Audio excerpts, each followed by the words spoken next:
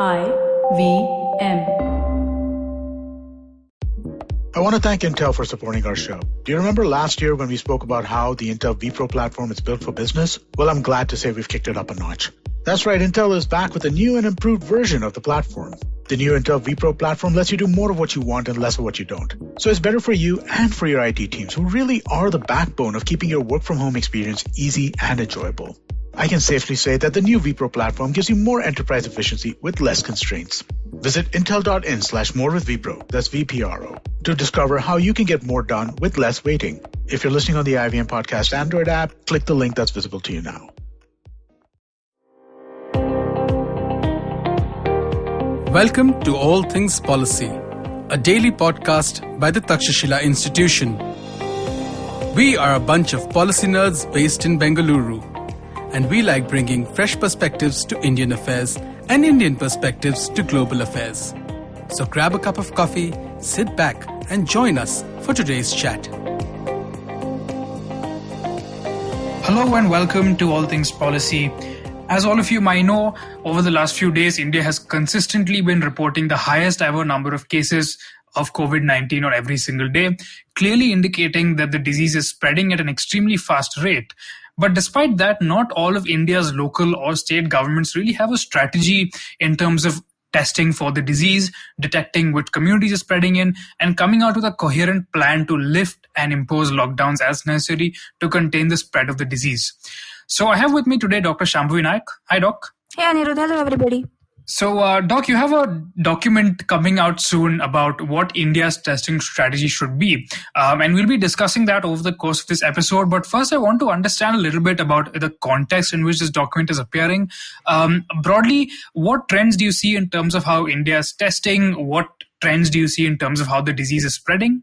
Right. Let us actually, I need to take a step back. Obviously, the COVID-19, the virus that causes it, the SARS-CoV, is a pretty novel virus in terms of we have not seen it before. It took us a while to set up testing strategies, testing kits for it.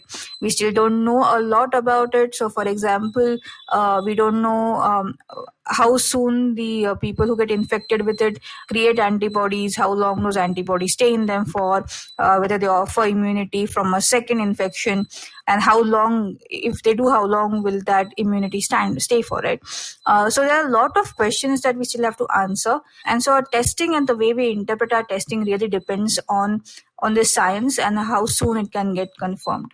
Right. So in terms of testing itself, because of this lack of knowledge about a lot of the other parameters, very early on, it was decided that the real-time polymerase chain reaction, or very popularly known as the RT-PCR test, would be the gold standard for testing. What this test basically does is that they take a bit of sample from the nasopharyngeal tract, and then they amplify the viral part. And if the virus is present, then you can pick it up with the test. So I'm not going into the specifications of how this is done and the technical specification of what an RT-PCR test does, but it basically picks up the genome or the DNA, not the DNA, the RNA of the virus in the person, right? And so this is the most specific and sensitive test that we currently have.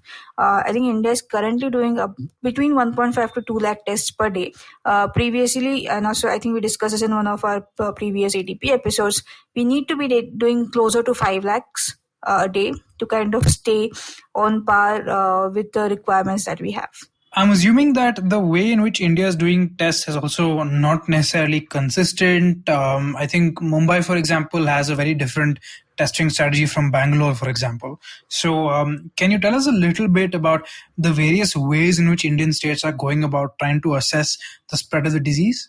Right. So I think very initially we decided that it was the Indian Council for Medical Research, or ICMR, which is going to inform on what testing could be allowed. They are also in charge of validating a lot of the tests that are coming through.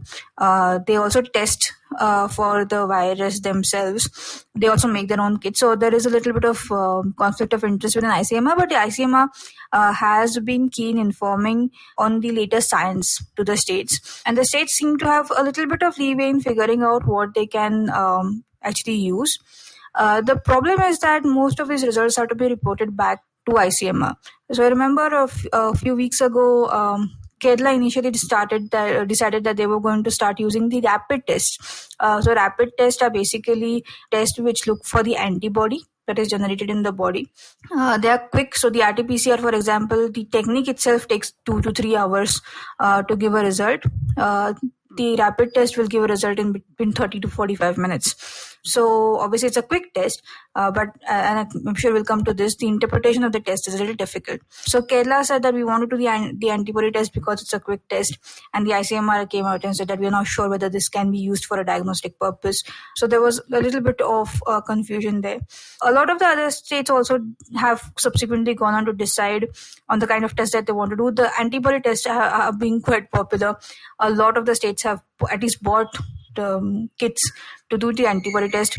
How they use it is something that I'm sure we'll come to in later on. But states seem to have a little bit of freedom once the ICMR basically authorizes a test for use. Okay, so you alluded to this just now, but let's actually dive into that in a little more detail. The purposes of testing can be very different, right? It can be part of a broader strategy meant to inform healthcare responses, or it can be purely to identify whether somebody has COVID or not and thus requires quarantine or not. So can you tell us a little bit about, since your document is about testing strategies, what really are the objectives of testing? What can we achieve with testing? Right. So I think there are 3 major objectives of testing. One is diagnosis to contain the disease, right? So places which are hotspots, for example, where you really want to catch people very early on in case they have the infection and isolate them so that we can, as they say, break the chain and contain the disease. There's one problem here that we have seen throughout the world is the presence of people who don't show symptoms but who may be carrying the infection and spreading the infection. Again, within these 2 categories, there are people who are pre-symptomatic, which means that at some point of time they will go and develop symptoms for the disease that they are suffering from. And very surprisingly, in COVID-19, we have this concept of asymptomatics, people who have the virus, who are transmitting the virus, but who are just not displaying any symptoms. So we don't really know how to figure out whether they have the virus or not. If someone presents to you symptoms, then you can at least triage and say that, hey, this guy needs a test. But if you have asymptomatic carrier, it's really difficult to make that decision. This was one of the issues we saw early on with India's broader testing strategy as well. The ICMR till I think the 20th of March was not allowing asymptomatic contacts to be tested. They were only allowing people who had symptoms and who had international travel to be tested. And I think we kind of dropped the ball back then. Since it was an imported disease, if we had been able to capture majority of people who were coming from abroad and who might have had the disease, we'd have reduced the disease burden that we see in India now. So that is one problem that we need to think about, and that is one basic purpose of doing the testing for COVID-19. I think should be the primary focus of most COVID-19 testing currently happening in this country. The second is obviously to say you have been in a containment zone or you have been in a lockdown for some time and you want to open up operations. Or suppose you're a village in India who has not seen any cases before of COVID-19, but now wants to start allowing people to move out from the village or community. At that level, you're doing community testing to make sure whether operations can be opened up, whether people can go meet each other within that community, right, within that social bubble. So that is a second level of community testing, where you expect people to be more or less negative because they have not had the chance to be exposed to the virus. The third purpose of testing is basically to be able to predict if you're going to have a second wave or if a certain community is going to see a sudden rise in cases. And this is purely from the point of view of improving or ramping up healthcare response for that infection. So if you can tell a couple of weeks or a few days in advance that you are going to see a spike in cases, then recruiting the doctors or positioning the doctors, making sure that beds are available, etc., can be done. So these are the 3 broad purposes of doing testing for COVID-19. I can already see there's a lot of issues in the way that India is doing testing now, right? The very fact that the SMR sitting in Delhi was calling the shots in terms of what a national testing strategy could be when states have such different levels of exposure, so such different risks of spreading the disease, seems a little problematic to me. And I think that's one of the things that you tackle in your document. Right. So I think it's a kind of like a supply and demand problem, and having a national level strategy does not account for that. So if you have a lot of cases, but you don't have you cannot have that much RT-PCR testing capacity, then should you stick to the idea that, hey, I need to do an RT-PCR to confirm? If I cannot ramp up my RT-PCR that quickly, should, as a trade-off, is it okay that I leave out my asymptomatic individuals and allow them to go to the community and spread the disease? I think making that trade-off is something best decided at the local level and not at the level of the ICMR. So let's kind of like look at this two ways, right, Doc? So I'd like you to paint us two pictures. The first is, in an ideal situation where India has access to infinite RT-PCR kits, infinite resources, how would India go about actually identifying and tackling the spread of the disease? That's the first scenario. The second scenario is the real world, right? Where India has limited resources, where there are all kinds of bottlenecks in getting sufficient RT-PCR kits. But at the same time, a lot of states see it as an economic necessity to open up.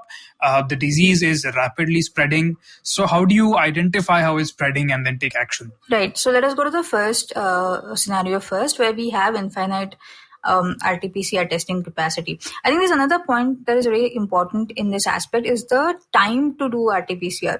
So I think currently also we have a lot more capacity than we are using, but the time taken to actually give results, etc., is not that great. It shouldn't take 3 or 4 days to get results back from an RT-PCR test. And so when we talk about infinite resources, it also has to be scaled up to make sure that people are getting back their results within at least 24 hours, right? Because if that doesn't happen, then basically you have you've lost the advantage of having a lot of RT-PCR testing capacity. And I think one thing that we should have done, obviously with the great power of hindsight now, is that we had a couple of months back in February and March when we knew that the disease was spreading across the globe.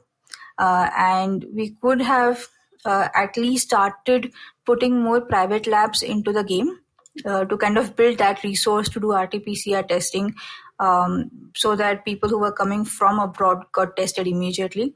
We did not do that. Again, private lab testing was allowed only on the 20th of March and not throughout Jan or Feb or most of March, right? And so I think we lost that opportunity as well. It never ceases to amaze me how the Indian government seems to oscillate between extreme paranoia and extreme optimism when it comes to new challenges. Yeah. And that, I think that's exactly what happened with the pandemic, right? There seemed to be this totally unfounded assumption that it's a global pandemic, but it's not going to affect us. If it affects us, then we'll figure out what to do. And then when it actually came, there was this massive overreaction, a lockdown that caused enormous losses of livelihoods. And now we seem to have moved to the opposite end of the spectrum, where a lot of governments, so you and I sitting in Bangalore, Doc, and really the Karnataka government was one of the governments that was doing a relatively better job, I think, in the early stages of the lockdown. But now we're hearing that ICU beds are running out in Bangalore, cases are increasing fairly rapidly, and there isn't really a solid strategy for community testing as far as I know. But yeah, that was just a little bit of a digression. So let's come back to the ideal scenario. Tell us how it would pan out. Yeah, so the ideal scenario is you have enough RT-PCR capacity, you get a positive patient, you check you obviously have checked him or her. Then you check all of the contacts immediately, and again after a few days, so between day 5 and day 14, to make sure whether they're positive or not. I think if they come up with 2 negative tests, then they're okay and they're okay to go out. If they come positive, then you isolate them and you check them again after a few days. So I think the current testing regime is that if you turn positive, then you get a test done every few days till you turn 2 negatives. At least that was the previous one, that you have to give 2 negatives.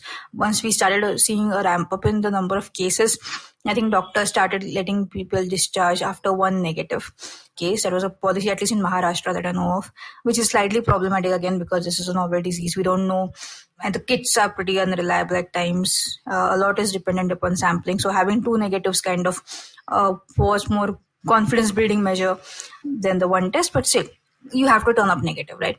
And then so you basically would have subjected everybody, all of the contacts, to an RT-PCR test at least twice to make sure that they did not have it, right? And that would have been the easiest thing to do. In the absence of that, and I think we also have to think about this at a local level, not at the national level. I think another problem that we continuously see is these figures of 2 lakhs, or that we have done so many tests, are all spread across the country. And when you have a pandemic like the one you have right now, it is most important that we are flexible and are able to react to the local situation, right? So if Mumbai requires a lot more testing done than, say, Bangalore, then be able to divert that testing power is something we should have been able to do, right? We can't say that Mumbai locally only has so much of testing capacity, and so we can only test all of these people, and then the asymptomatic people are free to are not being tested because of a lack of resource. I don't think that that is in the greater national interest at all here. So, and I know Mumbai at one point of time did reach out to the Kerala government to ask for healthcare workers, because they felt that there was going to be a lack of healthcare workers in responding to the threat in that microcosm, right? If you are in that microcosm where you do not have the RT-PCR testing capacity, or it is not going to get ramped up immediately to make sure that you can actually test everybody, then you can start looking at the other kind of tests, specifically the immunodiagnostics tests such as the antibody test, or last week the ICMR came out with the antigen test. What these two tests do, the antibody test, as I said before, picks up the antibody in the patient's body, so it will pick up a later stage infection. The antigen actually picks up the virus, but unlike the RT-PCR test, it will pick up the shell of the virus. So it doesn't have an amplification step in the actual technique. So again, it's not as sensitive as the RT-PCR test. It can give false negative, so people who are actually infected, but it might not, the antibody test might not pick it up because the viral load is lesser. So the antibody test can likely give negative results. But suppose you have a symptomatic patient who is a contact of someone who's COVID-19 positive, right? You have a certain degree of confidence as a doctor that, hey, this guy is showing all the symptoms of COVID-19, is a COVID-19 positive contact. So it's very likely to be a COVID-19 positive patient themselves. You can actually use the antigen test on them. And if it comes negative and you're still suspicious, then you can do the RT-PCR test. It is likely, so a lot of these immunodiagnostic tests have different levels of sensitivity. So 92%, 95%. That basically means the amount of times that it will actually pick up a positive patient. So if it's something like 92%, then 92% times 92 out of 100 people who are positive will actually give a positive result. And that means that you will actually save 92 RT-PCR tests, which can be used for others. So it is easy to interpret an antigen positive or an antibody positive test in someone who is very likely to be COVID positive as well. It is not 100% going to work all the time. But look, at this point of time, we do not really have a sure shot therapy for COVID-19. So the best the test is doing is helping us contain the disease. It is not actually informing on medicines that should be given to a person who is COVID-19 positive, right? Which means that even in the slightest chance that someone who is COVID-19 negative gets picked up as COVID-19 positive, the most it can happen is that we are putting them in an isolation ward. So it's still a trade-off. It's still not the ideal condition, but I think it's a better trade-off than not letting other people get tested at all because we have a testing capacity problem. Yeah, it's definitely better than just leaving people to build herd immunity, as some thinkers are suggesting. Okay, so Doc, I think that gives us a pretty good understanding of what ideally should have been done and sort of other measures that can be taken given India's current situation. So if you could just tell us a little bit about issues in the interpretation of immunodiagnostic tests. Here's a big problem with immunodiagnostic tests, right? They have been unreliable so far. But obviously that's being improved upon, right? The science of it has been improved upon. But a lot of countries initially started buying the antibody test mainly from, let's say, China, and then eventually South Korea also got into the antibody game, and they started seeing a lot of false results coming out, and so they stopped testing using antibody tests. The thing is, the antibodies are generated in your body pretty later in the infection, and it is really difficult to read the antibody test. So if it comes positive, it doesn't mean that you have a live infection, because antibodies stay in the body even after the actual virus has gone away. Right? That's how they build immunity for second infections. So if you get a positive test, you don't actually know whether this person is currently carrying the virus and transmitting the virus or not. So from the point of view of containing the virus, it doesn't actually inform you on anything. If it comes negative, it could mean that the person is very early in their infection, and so they might actually be transmitting the disease, but it's just that they haven't built the antibodies to it. So from a containment strategy point of view, the antibody test is really not that useful. Same with the antigen test. So because it will take some time for the virus to build up in your body, getting a negative antigen test doesn't mean that you are virus free. Getting a positive antigen test could mean that there is a current infection in the body, but again, that is a little difficult for us to now figure out till we get more valid results on how effective the antigen tests are. So we have two currently approved for India. One is the ICMR's Aura antigen test, and the other is made by a company called ST Biosensor. So in terms of immunodiagnostic test, the antigen test is definitely better at interpreting results than the antibody test itself. Okay, so my understanding, Doc, is that all the tests that you've talked about, the antigen, the antibody, the RT-PCR, and there's also like a whole bunch of other stuff that you've talked about in your document, which will be up soon. You guys can check out on our website. But there's also one thing that I think we haven't really touched upon is more indirect ways of just generally surveilling an entire community at once, right? You talked about, for example, wastewater testing, pool testing. How do things like that work? Right. So those are when you want to either be able to predict the amount of infections within a community, or you want to be able to build up healthcare capacity for that, right? So pool testing is something that we have spoken about before as well. So if you're opening up a zone which was previously locked up, and you want to make sure there are no cases there, and it's very likely that there are no cases there, use something known as pool testing, which is basically you're pooling samples from individuals into an RT-PCR test. So that's one thing you can do. This wastewater testing thing is really fascinating. I think we're still trying to optimize it for COVID-19, but has been used before across the world in looking for salmonella infections. And actually Australia has a running program looking for opioids in sewage treatment plants, so they can figure out how many drug users there are in a certain community.